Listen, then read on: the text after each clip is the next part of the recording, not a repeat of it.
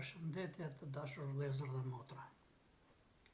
Ju që protestoni çdo ditë aty në Tiranë, por edhe ata që me shpirt e me zemër janë me ju. Unë po i ndjek me shumë vëmendje këto protesta, që nga dita e parë që kanë filluar. Është për të përshëndetur vendosmëria e protestuesve dhe atyre që e drejton. Është për të përshëndetur këmbgulja e tyre për të vazhduar dhe për të mos të tërhequr, për të mos u dorëzuar. Por, fatkeqësisht, është për të ardhur keq që edhe pse ka kaluar më tepër se 1 muaj që protestohet çdo ditë, kjo protestë nuk ka arritur akoma të krijojë një qartësi të plotë të rrugës politike që duhet të ndjekë. Nuk ka akoma të qartë se çfarë kërkon dhe ku duhet të shkojë, si duhet të përfundojë kjo protestë. Unë i dëgjoj me shumë vëmendje të gjithë ata që flasin në për podcaste, në për media, si analist, dhe të cilët pretendojnë se janë në krye të kësaj proteste dhe po e drejtojnë me vendosmëri këtë protestë dhe pretendojnë se nuk ka kthim mbrapa, se ndryshimi do të vijë, e tjera e tjera. Por, praktikisht, nuk shoh asgjë konkrete për të treguar me fakte dhe argumenta se si duhet të ecet përpara. Unë i kam dëgjuar me shumë vëmendje edhe politikanët që flasin vazhdimisht dhe që flasin si, duhet të them, si bilbil. Flet Edi Rama dhe i shpërfill fare këta protestues. Edi Rama thot, kush do të më rrëzoj mua, të më rrëzoj me votë. Po, Edi Rama duhet ta mësoj që atje në pushtet ka shkuar në mënyrë të paligjshme, në mënyrë të padrejtë. Parlamenti duhet të shpërndahet, sepse parlamenti është tërësisht i paligjshëm. Taulant Balla thot se ata protestues janë një grusht plerash që kërkojnë të shpërndajnë parlamentin. Po pse i thot këto fjalë? Sepse këta protestues që dalin atje dhe drejtuesit atyre nuk ja thonë në sy Taulant Ballës që parlamenti është tërësisht i paligjshëm, që kur është krijuar që ditën e parë, sepse ky parlament është pushtuar nga partitë. Deputetët që janë aty nuk janë të shtetit. Parlamenti është i shtetit, deputetët janë të partive. Këtu është thelbi i problemit të paligjshmërisë së këtij parlamenti. Përderisa parlamenti është institucion shtetëror, deputetët duhet të përkasin shtetit. Përderisa qeveria është institucion shtetëror, kryeministri dhe ministrat duhet i përkasin shtetit, jo partive.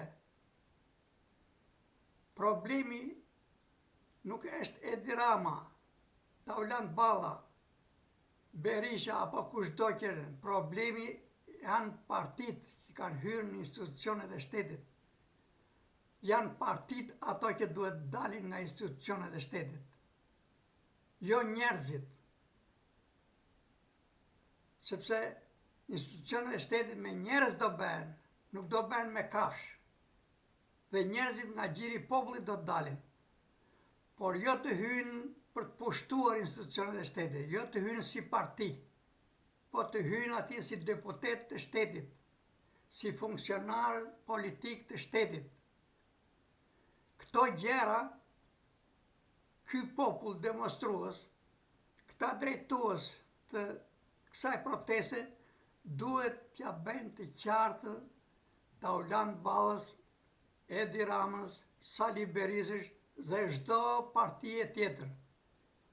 Partitë nuk janë subjekte politike, janë organizata shoqërore. Si të tilla, ato e kanë vendin në krye të popullit, në krye të pluralizmit shoqëror, në krye të asaj që sot quhet shoqëri civile. Nuk e kanë vendin në institucionet e shtetit. Edi Rama flet për zgjedhje dhe për gara, por duhet garojë si individ nëse do të garojë. Dhe nëse Edi Rama është zgjedhur që në 2013 është zgjedhur si deputet, jo si kryeministër. Në vitin 2013, kur Partia Socialiste fitoi zgjedhjet, u bë një festë e madhe në kodrat e liçenit artificial të Tiranës. Dhe ndër të tjera, në atë festë, u tha shprehimisht: "Faleminderit të gjithë popullit që votoi për Edi Ramën kryeministër." Të më falni, kush është ai popull që votoi për Edi Ramën kryeministër? Edi Rama në 2013 kandidonte në Vlorë. Populli i Vlorës, edhe nëse e konsiderojmë votën të ligjshme, votoi për Edi Ramën si deputet. Edi Rama, për të respektuar votën e popullit, duhet të shkonte në parlament si deputet dhe duhet të qëndronte atje vetëm si deputet. Dhe nuk duhet mbante as postin e kryetarit të partisë dhe nuk duhet kërkonte as postin e kryeministrit. Pra duhet të qëndronte për 4 vjet vetëm si deputet. Dhe këtë gjë duhet të bënin të gjithë ata që u zgjodhen për deputet. Dhe këtë gjë duhet të bëjnë edhe këta deputet që janë sot. Mirë po, ata nuk janë të shtetit. S'kan qenë as dje, nuk janë as sot. Prandaj janë të ligjshëm, të paligjshëm. Prandaj janë të institucioni është i padrejtë. Prandaj parlamenti duhet shpërndar. Dhe zgjedhjet të reja duhet të zhvillohen jo duke hyrë në garë partit me njëra tjetrën, po duke hyrë në garë vetëm kandidatët që do të propozohen nga partitë ose nga organizata shoqërore. Sepse nëse kjo qeveri do të rrëzohet e sotshme, që është e paligjshme, nëse ky parlament do të shpërndahet dhe nëse do të krijohet një qeveri teknike e cila do ta çojë vendin në zgjedhje, ato zgjedhje që do të zhvillohen, duhet të zhvillohen për të krijuar institucionet politike të shtetit, jo për t'i pushtuar. Çfarë do të thotë kjo? Kjo do të thotë që kandidatët që do të propozohen do të konkurrojnë me njëri tjetrin dhe do të konkurrojnë si kandidatë të shtetit, si njerëz që do të shkojnë të krijojnë një institucion shtetëror. Dhe me votët duhet zgjidhet edhe presidenti, me votët duhet të zgjidhen edhe gjithë deputetët, me votët duhet të zgjidhen edhe kryeministri dhe ministrat, po me votë duhet të zgjidhen edhe kryebashkiakët dhe gjithë këshilli bashkiak. Pra, të gjithë këta, kur të zgjidhen me votën e popullit dhe të shkojnë në institucionin e shtetit, duhet i përkasin vetëm shtetit. asnjë subjektit tjetër shoqëror, asnjë partije, asnjë organizate shoqërore, asnjë prej atyre që i ka propozuar. Vetëm kështu krijohet shteti i vërtet ligjor demokratik. Dhe vetëm në këtë mënyrë kemi një subjekt të vetëm politik ligjvënës qeverisës, që është shteti i vërtet. Shteti i vërtet i cili s'ka ekzistuar kur ndonjëherë deri më sot, sepse në vend të shtetit ka ekzistuar gjithmonë pushteti. Dhe pushteti nuk është vetëm në Shqipëri, po është në të gjithë botën. Prandaj, ky popull demonstrues, këta drejtues që demonstrojnë në këto protesta, duhet t'ja bëjnë të qartë edhe Edi Ramës, edhe çdo partie tjetër, se ku qëndron paligjshmëria e tyre. Paligjshmëria e tyre qëndron sepse zgjedhjet kanë qenë tërësisht paligjshme.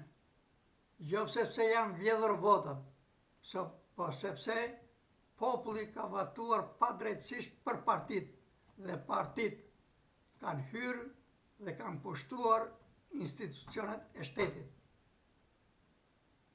Partit duhet të dalin nga institucionet e shtetit.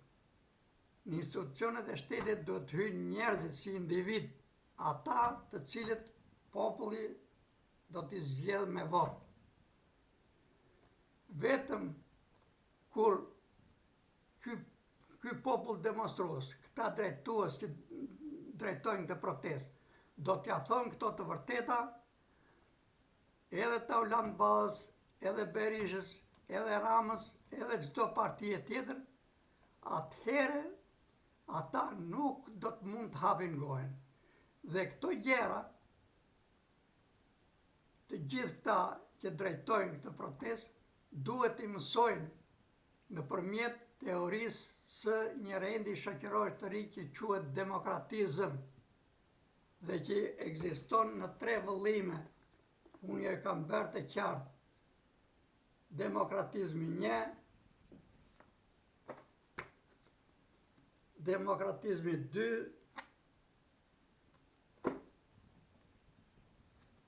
demokratizmi 3.